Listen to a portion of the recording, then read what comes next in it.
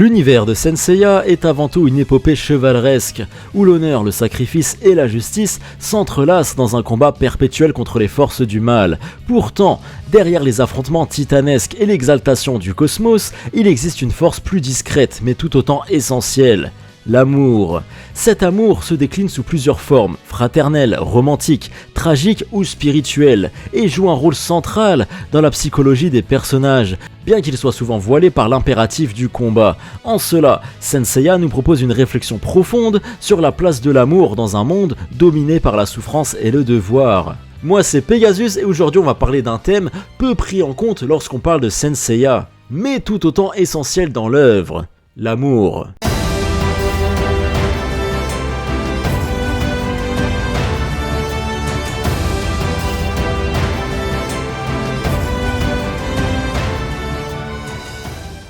Saint Seiya se refuse à développer de véritables histoires d'amour épanouies, comme si l'attachement sentimental était une faiblesse incompatible avec la vocation du chevalier. La relation entre Seiya et Saori en est le meilleur exemple. Bien qu'une attirance mutuelle semble évidente, elle ne se concrétise jamais. Seiya en tant que chevalier ne peut pas se permettre d'aimer pleinement, car son devoir envers Athéna dépasse sa propre individualité. Cet amour devient alors un idéal inaccessible, une tension permanente entre ce qui pourrait être et ce qui ne peut pas être. Cependant, la relation entre Seiya et Saori est riche en non-dits et en moments de tendresse implicite. Saori, bien que figure divine, éprouve une affection sincère pour Seiya, qui oscille entre la protection chevaleresque et un attachement plus personnel.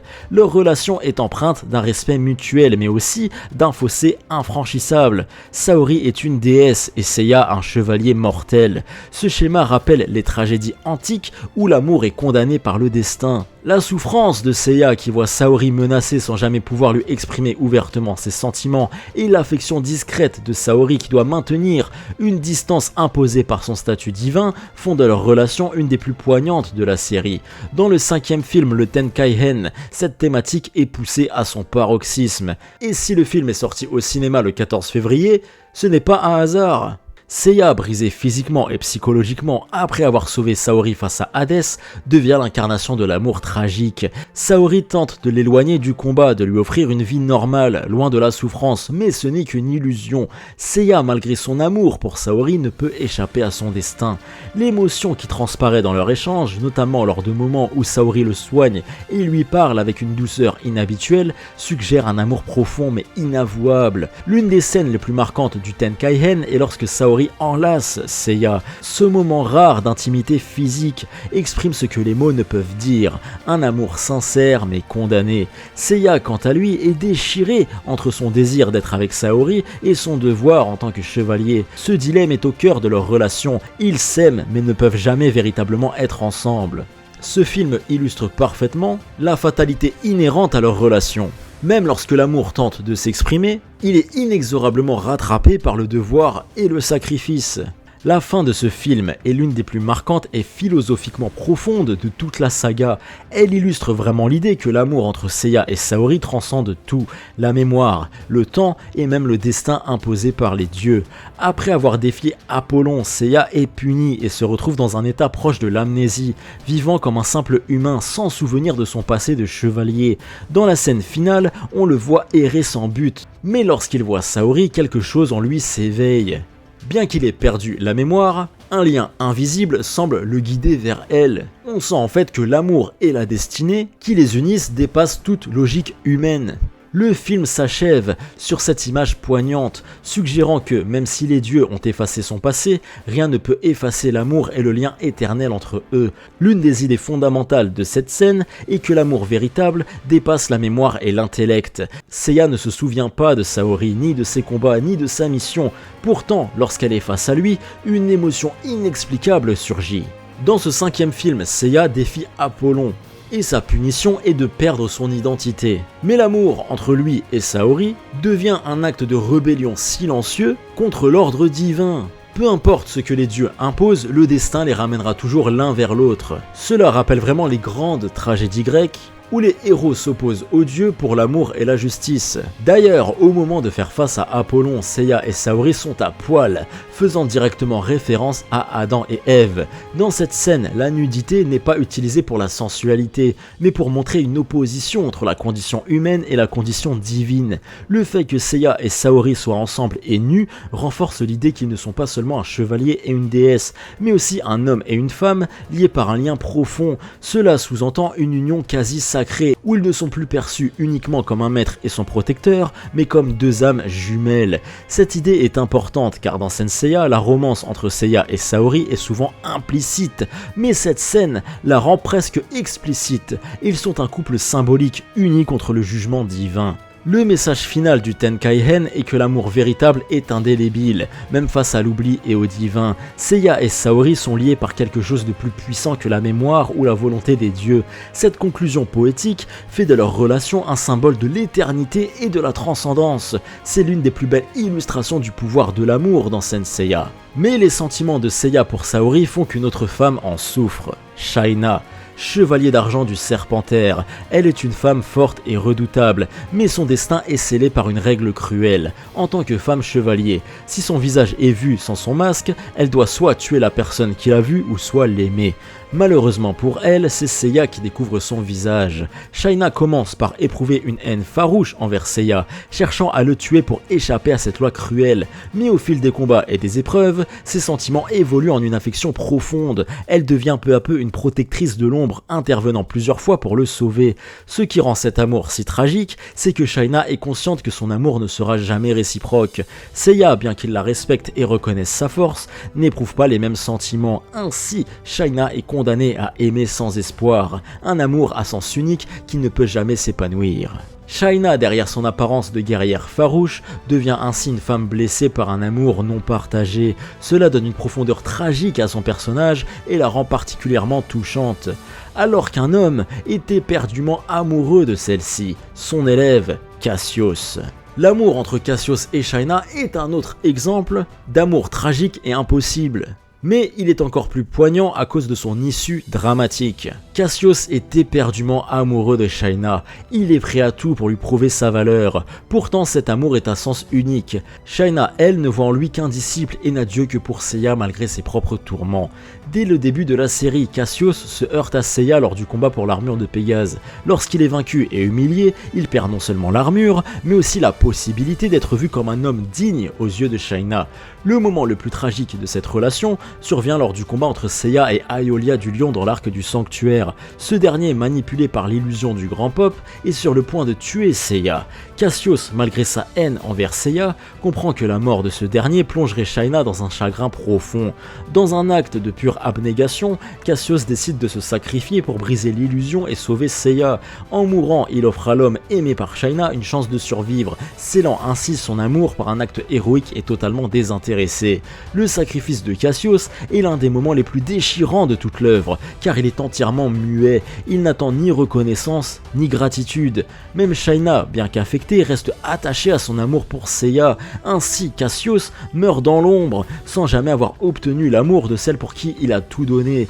Cassius est un personnage tragique dont la véritable grandeur n'apparaît qu'au moment de sa mort. C'est un amour qui, bien que voué à l'échec, transcende le simple désir personnel pour atteindre le véritable dévouement, une tragédie poignante et inoubliable du manga. Et d'autres personnages connaissent des amours tragiques marqués par la mort, comme Ikki avec Esmeralda par exemple, qui est l'une des histoires les plus tragiques de Senseiya. Cette relation est intense, mais brève, marquée par la souffrance et la perte, mais elle joue un rôle fondamental dans l'évolution du personnage de Ikki. Elle symbolise la pureté opposée à la haine, l'amour comme lumière dans les ténèbres, et la douleur de la perte qui forge un être humain. Esmeralda, qui contrairement à l'environnement infernal de l'île de la mort, est d'une douceur et d'une gentillesse infinie. C'est la première personne à montrer de la bienveillance à Ikki, qui est alors un jeune garçon brisé par la séparation avec son frère Shun. Esmeralda joue un rôle similaire à celui de Shunrei pour Shiryu, mais avec une différence fondamentale. Elle n'est pas un amour stable et protecteur, mais un amour éphémère, presque irréel comme un rêve dans un cauchemar. Elle représente l'innocence et l'espoir, un contrepoids au destin cruel qui attend Ikki. Esmeralda devient donc le dernier fil qui rattache Ikki à son humanité. Le cœur du drame d'Ikki est le conflit entre l'amour et la haine. Esmeralda lui offre un espoir, un rappel qu'il existe encore de la beauté dans ce monde. Cependant, cet espoir est brutalement brisé lorsque Gulti tue accidentellement Esmeralda en la frappant en voulant punir Ikki. Ce moment marque le basculement définitif du jeune garçon. Il hurle de douleur et de rage, une scène rare dans Saint Seiya où l'émotion d'un personnage est exprimée de manière aussi brute. Son cœur, déjà rempli de souffrance, explose en une haine incontrôlable. Il massacre Gulti, consommé par la colère, et devient ainsi le chevalier du Phénix, un être marqué par la vengeance et la douleur. L'amour qu'il portait à Esmeralda se transforme en haine. Et c'est ce qui le définit au début de la série. L'histoire entre Ikki et Esmeralda est un récit de chute et de rédemption, avec une profondeur philosophique marquante. Leur relation peut être vue en fait comme une allégorie du passage de l'enfance à l'âge adulte, où l'innocence est brutalement détruite par la réalité du monde. Malgré tout, l'amour d'Esmeralda ne disparaît jamais totalement. Son souvenir reste gravé en Ikki et c'est cet amour qui, au final, le sauvera de sa propre noirceur. Ikki commence comme un personnage consumé par la vengeance, mais au fil de l'histoire, il retrouve son humanité. L'histoire d'Ikki et Esmeralda est une tragédie, mais aussi un hymne à la puissance de l'amour. Même au-delà de la mort, Esmeralda symbolise ce que l'amour a de plus pur, mais aussi de plus fragile, face à un monde cruel. Vous l'avez compris, l'amour dans cette œuvre mène automatiquement à la souffrance.